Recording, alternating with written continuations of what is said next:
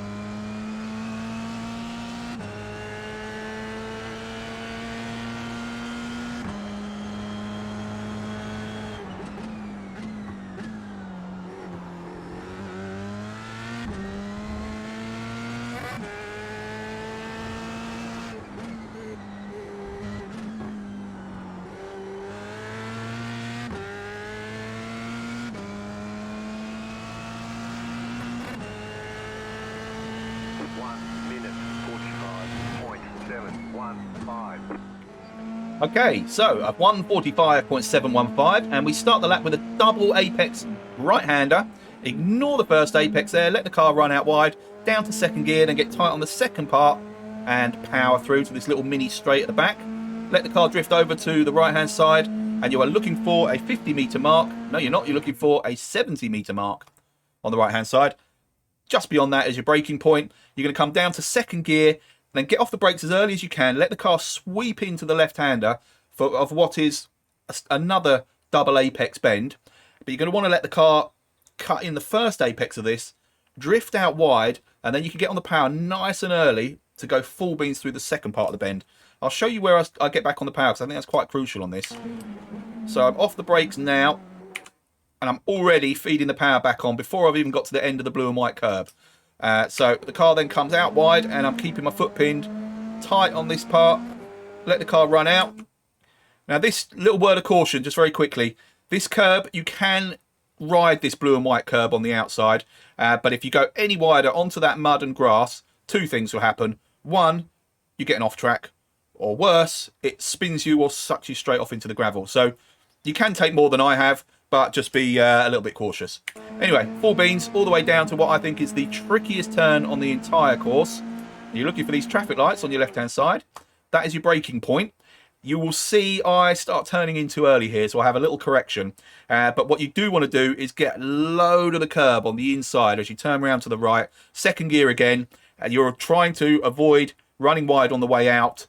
For the similar reasons to that last curb, excuse me, that last curb, you will basically, if you ride this curb, I think it might even bottom out a little bit here on this curb.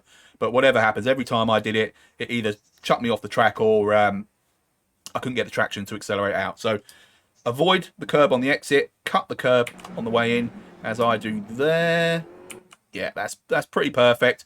After I had that little correction, let me just see if you can see that. Yeah, you can see just a tiny, straighten up just a tiny bit so that I got a better angle coming into that. And then on the way out, I mean, again, you can take, you know, another wheel's width out to the edge, but that's pretty good. And then you are full on the gas all the way up through the gears, sweep it round to the right-hand side, hug that curb, stay over to the right, and then once again, you're looking for a braking board. Boom, 50 meters. Not really braking, you're dropping it down to 4th gear and sweeping round to the start of a very nice S-bend, which starts to the left in 4th gear. Take plenty of curb again on the way in, like that. And then you're going to drop it down to 3rd gear. Should be taking plenty of curb here as well on the inside. So, again, another 10th or 2 easily gained by getting the right line here. But as long as you don't run wide for, again, the same reasons, you don't want to run wide on the way out, then you'll get away with it. And this was clearly my fastest lap. Those paving stones on the right-hand side there, you can't see it on your screen, but that, oh, you can just see the 5. So that's the 50-meter board again. So what this is a 2nd gear, not quite 180 degree, but a pretty tricky little bend, especially if you don't quite make the apex. So I'm on second gear here, and yeah, giving myself about a car's width from where I could have been, right over on the left-hand side there, which would have, again, added maybe, or taken off maybe a 10th or 2. But we got nice good traction on the way out. Let the car run all the way up through the gears, and now you've got a tricky little right-hand hairpin, 50-meter board, once again, down to 2nd gear. And that is much more like it in terms of how much curb you want to take and what I should have done on the previous bend. But anyway, you're holding back on the power and then start easing it on the way out. Full beans, stay left. You've got a tricky 2nd gear right-hander coming up where, once again, it's all about how much curb you take on the inside and avoiding it on the outside. Because you're braking downhill, this is 100 meters, but once again, it's the last board in the sequence. So a nice clear marker for you. So I'm already on the brakes, down to 2nd gear, cut right across that. Probably even take a little bit of the mud there, because it's more important that you do not go any further than that on the way out. Just stay off the mud. Anyway, full beans all the way through here, jump that curb, then you're going to go down to 3rd gear, cut this curb, stay off the power, because you want to take this nice and tight over the curb, and then have the car nice and steady for the final right hand, which again, you want to take the curb on the right hand back onto the final start finish straight. So over that curb, down to 2nd gear, resist the temptation for as long as you can, back on the power, and you are coming down the home finish straight to finish your lap right there. And that is a 145.715 around the twin ring Motegi. There you go. So I hope that was of use to millions of you, if not at least 3 or 4. If you're interested in watching any of our live racing, we do F3. We've just done some of the endurance, Bathurst 12, Daytona 24, various other things. Check out the Twitch live stream channel up above there somewhere.